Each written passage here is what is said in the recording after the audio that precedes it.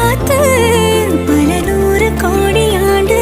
நிலவல போட வேணும் கூத்து அடியே கூட்ட தாண்டி பறந்து வா வெளியில